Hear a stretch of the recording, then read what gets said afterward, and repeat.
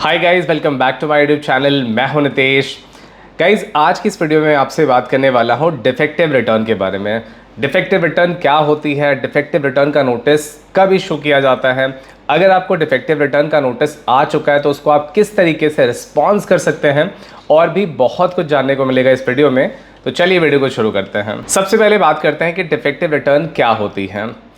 देखिए, जब भी आप अपनी रिटर्न फाइल करते हैं तो इनकम टैक्स रिटर्न फाइल करते टाइम आपके लिए बहुत ज़रूरी होता है कि आप अपनी रिटर्न में सारी इंफॉर्मेशन पूरी तरीके से करेक्ट और कंप्लीटली आप उसको एंटर करें। लेकिन कई बार ऐसे होता है कि आप अपनी इनकम टैक्स रिटर्न भरते टाइम आपसे कुछ चीज़ें उसमें छूट जाती हैं, या फिर कुछ जो इन्फॉर्मेशन होती है वो इनकरेक्ट फाइल हो जाती हैं, जिसकी वजह से आपकी रिटर्न डिफेक्टिव हो जाती है।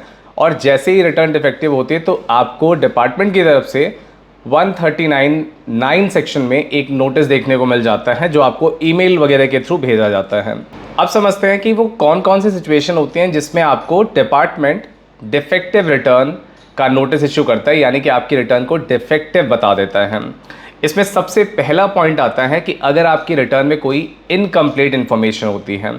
फॉर एग्जाम्पल, अगर आप डोनेशंस का क्लेम करते हैं लेकिन उसमें डोनी जो होता है उसकी डिटेल्स आप प्रॉपरली एंटर नहीं करते, तो ये एक इनकरेक्ट इन्फॉर्मेशन होगी, जिसकी वजह से आपकी रिटर्न डिफेक्टिव हो सकती है। दूसरी बात हो सकती है, जैसे आपका कोई मिसिंग टैक्स इन्फॉर्मेशन वगैरह है, यानी कि अगर आपने कोई टैक्स का पेमेंट किया हुआ है लेकिन उसकी चालान की इन्फॉर्मेशन आपने करेक्टली नहीं एंटर करा हुआ है, या फिर उसे ऑल टुगेदर छोड़ दिया है, तो उस केस में ऐसी पॉसिबिलिटी है कि आपकी रिटर्न तो फाइल हो जाए लेकिन आपकी रिटर्न बाद में डिफेक्टिव हो जाती है। सिमिलरली तीसरा पॉइंट ऐसा हो सकता है कि अगर आपने बुक्स ऑफ अकाउंट्स का ऑप्शन ITR 3 फाइल करते टाइम येस चूज़ किया हुआ है, लेकिन आपने PL और बैलेंस शीट आपने ऑल टुगेदर भरा ही नहीं है, उस केस में भी आपकी रिटर्न डिफेक्टिव हो सकती है। अगर आपकी रिटर्न का ऑडिट हुआ है लेकिन आपने अपनी इनकम टैक्स रिटर्न में ऑडिट रिपोर्ट का या फिर अपने ऑडिटर का डिटेल वगैरह नहीं डाला हुआ है, तो उस केस में भी आपकी रिटर्न डिफेक्टिव हो सकती है। और पांचवा और सबसे इम्पॉर्टेंट केस आता है, जिसके बारे में आप सभी को बहुत सारे नोटिस अभी देखने को मिले हैं हाल फिलहाल में, वो है आपका 26 AS का क्रेडिट मिसमैच।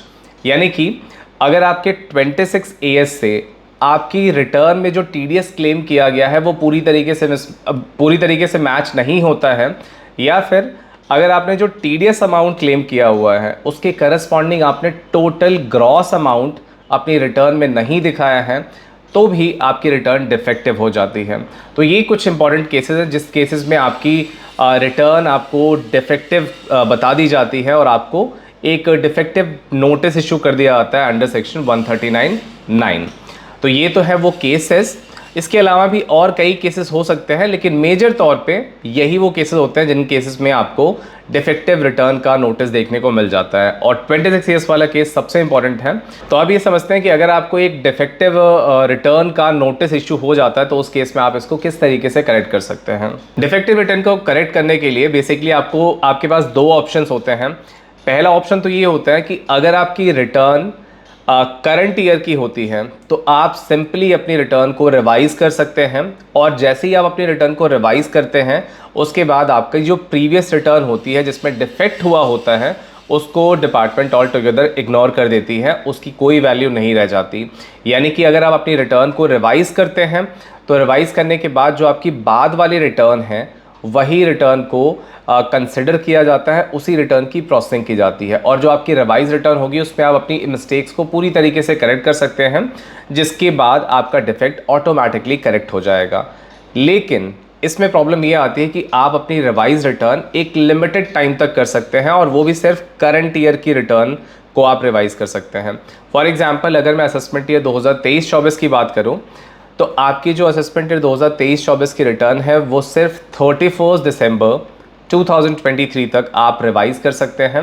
लेकिन अगर आपको किसी प्रीवियस ईयर की रिटर्न्स के लिए डिफेक्टिव नोटिस इशू किया जाता है तो उस केस में आप यहाँ पे सेकंड ऑप्शन चूज कर सकते हैं, जो कि होता है कि आपको पोर्टल पे जाके ई प्रोसीडिंग सेक्शन के अंदर यहाँ पे आपको 139(9) सेक्शन का नोटिस दिखेगा, और इस नोटिस पे क्लिक करने के बाद यहाँ पे आपको सबमिट रिस्पॉन्स का ऑप्शन देखने को मिल जाएगा, जहाँ पे आप अपनी एक नई रिटर्न बना सकते हैं अंडर सेक्शन 139(9), और इसके बाद अपनी रिटर्न का जो न्यू जेसन होगा या न्यू एक्सएमएल फाइल होगी उसको आप अटैच करके आप इसको 139.9 की डिफेक्टिव रिटर्न ऑल टुगेदर नए तरीके से फाइल कर सकते हैं और उसमें जो भी आपका डिफेक्ट वगैरह होगा उसको आप करेक्ट कर सकते हैं।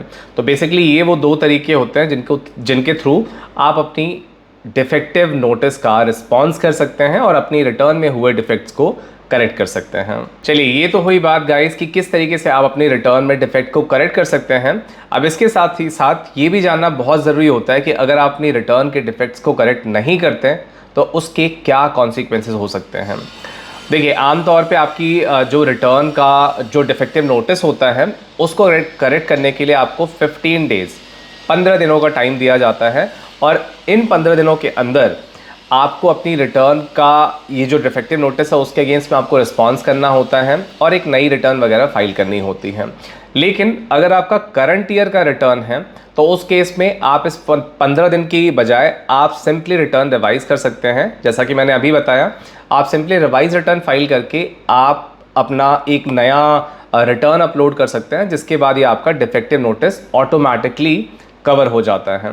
लेकिन अगर आपकी प्रीवियस ईयर की रिटर्न है तो आपको 15 दिनों के अंदर अपनी रिटर्न का जो डिफेक्टिव नोटिस इशू हुआ है उसके अगेंस्ट में आपको रिस्पॉन्स देना मैंडेटरी होता है।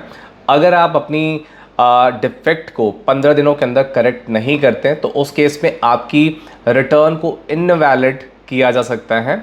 यानी कि इनवैलिड होने का मतलब ये होता है कि सिंपली आपकी रिटर्न को टोटली डिक्लाइन कर दिया जाएगा, ऑल टुगेदर इग्नोर कर दिया जाएगा और ऐसे आपको ट्रीट किया जाएगा कि जैसे आपने रिटर्न अपनी फाइल ही नहीं की होती है। साथ ही साथ अगर आपकी रिटर्न में 26 ईयर्स के मिसमैच वाला प्रॉब्लम आता है जिसकी वजह से आपकी अगर रिटर्न डिफेक्टिव हुई है तो उस केस में ऐसी भी पॉसिबिलिटी है कि जितना आपने ग्रॉस अमाउंट अपनी रिटर्न में दिखाया होगा उसके प्रोपोर्शनेटली आपका TDS आपको क्लेम करके रिटर्न प्रोसेस करा दी जाएगी। यानी कि अगर आपका 26 ईयर्स मिसमैच की वजह से आपकी रिटर्न में डिफेक्ट था तो उसको डिपार्टमेंट ऑटोमेटिकली प्रोपोर्शनेटली आपका TDS अलाउ करके आपकी रिटर्न को प्रोसेस भी कर सकती है।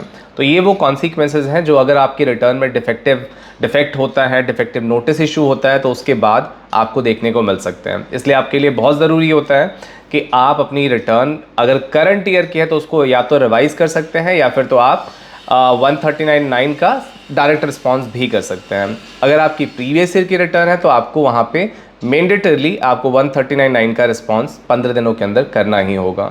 ऑलराइट गाइस, तो ये थी वो complete process, complete details about your defective notice.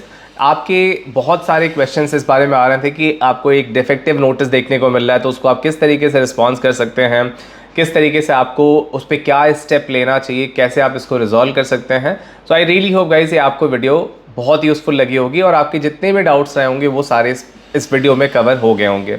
इसके बाद भी अगर आपके कोई क्वेश्चंस वगैरह रहते हैं तो आप इस वीडियो के नीचे कमेंट करके ज़रूर पूछें। मैं अपनी पूरी कोशिश करूंगा कि आपके हर एक कमेंट का मैं रिस्पांस कर सकूं। और इसके साथ ही साथ गाइज, अगर आपको वीडियो यूज़फुल लगती है तो इस वीडियो को प्लीज़ लाइक ज़रूर कीजिएगा, अपने फ्रेंड्स के साथ शेयर करिए और साथ ही साथ अगर चैनल पे आप नए हैं तो चैनल को सब्सक्राइब करके भी ज़रूर रख लीजिए ताकि मैं ऐसे ही यूज़फुल और इन्फॉर्मेटिव वीडियोज़ आपके लिए फ्यूचर में ला सकूँ। चलिए गाइज, मैं आपसे मिलता हूँ नेक्स्ट वीडियो में। Thank you very much.